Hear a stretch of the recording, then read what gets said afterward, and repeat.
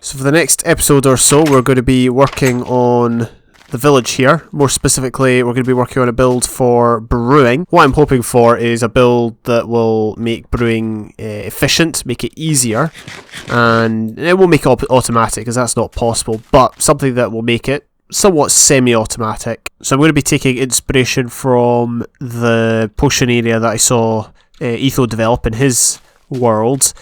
But obviously we're going to be doing ours above ground, so it's going to look a wee bit different. Not sure how it's going to look, but we'll wait and see. I'm going to build it about here, I reckon. So the basis of it is obviously going to be the brewing stands, because that's where the brewing will take place. And I think we'll put them here, like so. Then we're going to have a set of buttons that will allow us to call items to us, such as bottles, such as ingredients, things like that. So what I'm looking for is, well, a way to store stuff, which is obviously going to be dispensers, because we want them to get given to us when we push a button. Etho had it was a source block of water. Just to clarify, I'm not actually looking at anything that he's done like straight. I'm doing it off of memory. I've pretty much watched every one of his LPC videos, if you couldn't tell, based on the amount of inspiration I take from it. But yeah, I have, and I can vaguely remember how it is. We'll probably have the water at this level, and then at this level here we're going to start the water stream. So 1, 2, 3, 4, 5, 6, 7. Is that 8? Is that really 8 already? Hang on a minute. 1, 2, 3, 4, 5, 6, 7, 8. We'll go to there. And then we'll do the same here and the same here. So it's going to be something along these lines. So that's good. That's kind of where the water channels will be. And the idea is that we won't have to use sides to hold the water back. And we can just, yeah, place dispensers along. As you can see, you can't place dispensers on top of a dispenser, so we're going to have to just place down a bunch of blocks here to allow us to do that, to place them wherever we want. So yeah, the idea is it's going to look something like this, with the water stream going all the way to the end here. Now we may only have to do one level, which would be good, but we're going to have to hook up redstone to this. Why did I decide to do this above ground? I don't know, but we're going to do it anyway. So we'll have the water streams in place there. That should be fine. In fact, we can put them in now. There's nothing stopping us. But what we do need is, we need the buttons in place. So hang on a minute. Let's just put that down. I'm not sure where we should have the buttons. We could have the buttons behind the brewing stands. Alternatively, we could have them on the walls behind. But we've only, my system here is pretty small. It's only got 9 brewing stands, and that obviously equates to well, a full dispenser of potions, or one row of a chest or inventory of potions. So yeah, it should be fine. I'm not too concerned about the number here. What we're going to do now, well, as I said, buttons is our next priority. Should we use wood, maybe? Just for something a bit different? Oh yeah, you can't place anything off of things that have a GUI. Or a user interface, GUI, whatever. You know what I mean. A menu. Things that have a menu we can't exactly use. So this is going to probably involve, not like complex redstone, but redstone that's above, you know, the easy levels, if you know what I mean. I'm wondering if we're going to be able to reach the walls. If we're starting in the middle, yeah, we can easily reach every wall, so that should be fine. What I'm thinking is, well, let's put the buttons on now. Ideally what I would want would be like one button per wall. So there we go, 9 buttons. Like that. You know what, let's take out the corners here. We're going to just put in some stone bricks, I reckon. Like so. And we might just add a bit of a frame or something like that. How does that look? It's not bad. I mean, yeah. Can't say it looks terrible. We could do that actually. There we go. Maybe have an archway or something. Anyway, so we've got the buttons here. These are going to, well, allow me to call, as I said, certain ingredients, glass bottles, things like that. We've got to be careful because we could run out of space or, like, buttons, if you like. There's only 9 buttons we can fit here. I don't think we can put one above. I don't think it's possible. So, what we're going to do is we're going to use our signs to label what each button is going to do, what we plan for each button to do. So glass bottles will be called by this button here. Nether wart's pretty important. Nether wart. Actually, I've just realised we're probably going to need a lot more in the way of dispensers. So nether wart's pretty important. Fermented spider eyes. Fermented spider... Oh, is that how you spell fermented? I think so. Spider eyes, they're important. We probably need to add gunpowder as well. Gunpowder and glowstone and redstone, because those are important. But then that only leaves us with that only leaves us with 3 spaces left. So the key potions I'm going to be brewing will involve spider eyes for instant damage and poison. They're also, so we could easily put down spider eyes like so. We're going to use glistering melons for health. Glistering melons. We're going to have to put the melon below.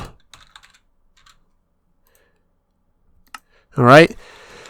And, well, we need glistering melons for the zombie farm to, like, make that faster than it is.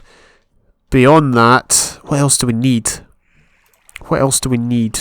Those are the key ingredients. We could add, I guess, fire res. Fire res is something I would use a lot of. So we'd probably just put magma cream. And any other potion materials we need, we can maybe store here, which is a wee bit lazy, but whatever. We could also calculate the number of items we'll need. So we'll need... Wait, oh no, we're going to need more than... We're going to need 27 glass bottles, because that's 3 times 9. So we need 27 glass bottles, which means immediately we need 27 dispensers. That's going to take up most of the first row. We're going to need 9 nether warts, that's 27 plus 9 is 36. We're going to need probably 9 of that. The intention is that if we are using this, we're going to brew 9 batches of the same thing. So that's 9 nether wart, 9 of that, 9 of everything else really, isn't it? So that's 9 times, what, 1, 2, 3, 4, 5, 6, 7, 8. 9 times 8 is 72, plus 27 is... Drumroll, 72, 27, 92, 99. That's about 99 dispensers we need, which I do have enough. But obviously we're gonna then have to stack them up a bit more. So that's slightly more challenging. And what we're going to do is... Well, we're going to get started with the whole...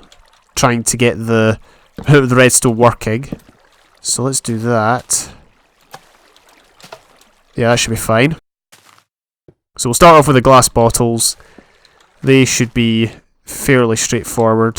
So I believe in this version you could actually place redstone on top of dispensers. You probably still can actually, but I'm just less aware of it. So what happens if you do that? Yeah, there you go. So you can't place it like that, but you need a block.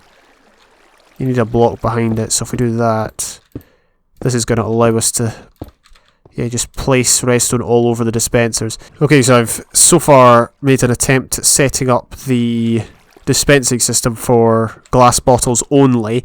There's a few things to note. First of all, what I'm going to do is, I think that if this redstone powers this one, it's going to power this one as well. So we're not going to have any redstone going over this one, although it will still be a glass bottle dispenser.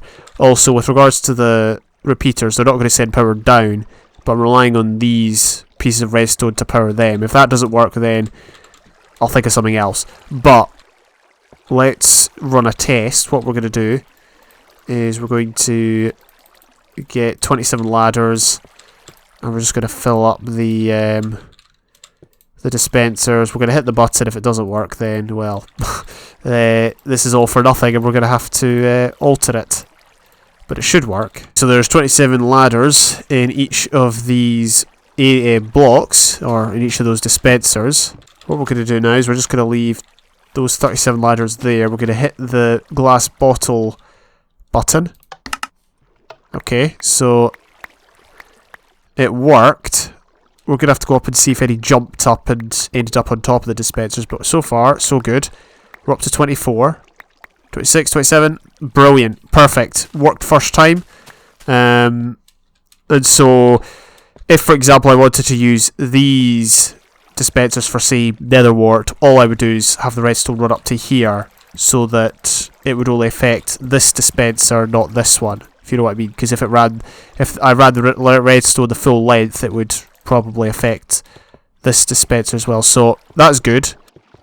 The biggest concern I have at the moment after that test is the look of the build. We're going to have to come up with something clever to not make it an eyesore, but that's part of the fun of it, I guess. I could put it underground, but I can't be bothered digging out any more area. I've already, like, after the Joe Blaze spawner area, after digging all that out, I'm done with digging stuff out for a while anyway. Right, so I'm going to set up the redstone for the other items. I think we could get away with having another wall here with more ingredients. That might work, and another wall here. We'll just have to wait and see. We'll have to see how feasible it is. The other thing is we're going to have a way of restocking stuff and filling up dispensers, so there's a lot to think about, but I'll work a bit more on off camera on this, which will probably involve redstone work and just really planning the way forward. So this is the extent of what I've done thus far. I've managed to wire up all of these buttons, as I can kind of demonstrate. Unfortunately, they don't act, a lot of them don't act on the press of a button, but rather, you know, after the button has been fully pressed and returned to its original state. Reason for that is, as you can see, a lot of the redstone wires are powered. And obviously that doesn't matter because we're pressing the button, it changes the state, and then the state gets changed back immediately. So it's just a wee bit of a delay, but nothing major there. Might cause a wee bit of lag. We're not lagging too much, so it should be fine for the moment. I decided that because in this version there's only 3 other ingredients that I don't currently have listed, we might as well just add them.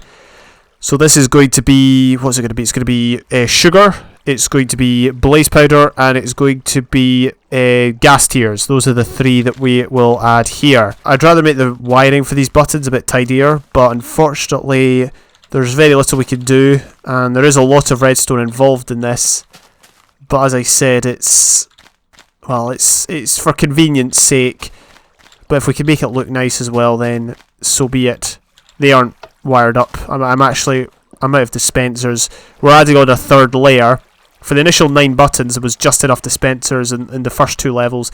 But then when I added the other 3, I found I needed to add more dispensers, and we've kind of run out. So I can see the lava pool from here, I just realised. I'm going to go and get some more dispensers. Some of them will be out of use, but I mean, we can use them for something else another time. We've got a ladder going up. This will probably be the official way up and down. Apart from that, like, it's looking nice, like, so far, but the issue is the exterior doesn't look that great, so we're going to have to cover it over with something. Maybe we could add a statue or something over it, I don't know. Problem is it kind of overlaps houses and farms and all that. Like, I should have probably built it somewhere over here, but I mean, we've started, so I'll finish. But yeah, so far it's coming along nicely. Next, what I'm going to do is I'll get the top row finished and these buttons wired, and then I'm not really sure. We've got storage here as well, which is good as well. So overall, things are positive, and we'll just keep grinding away and see where it takes us. So I've got to the point where I have every single button wired and every single dispenser in place, and I think this will do it for this episode, purely because it took a long time to wire, to set up, put it that way. Obviously it's a lot more difficult to set things up because you can't just shift click on stuff. Like, you can't shift against or crouch and then place a block against a chest. That doesn't work. So it's a lot harder to, place down dispensers, place stuff on dispensers, that sort of a thing. But either way, I'm happy with it thus far. It looks decent. I managed to alter the wires here so they were no longer like right next to the farm. Similarly, there was a wire overlapping the house. I managed to get rid of that. It kind of heads up there and over the top of one wire. And yeah, that is fine and well. So next episode, we should hopefully work on decorating it, which is going to be easier said than done. But I'm hopeful that the shape of the building should allow us to create something cool. And hopefully it's not too out there, if you know what I mean. Hopefully it's not too extreme in terms of looks, and maybe in terms of size it is, but I think we can do something with it. It's not as big as I envisaged. But anyway, thank you very much for checking out this episode. All the best. I'll see you when I see you.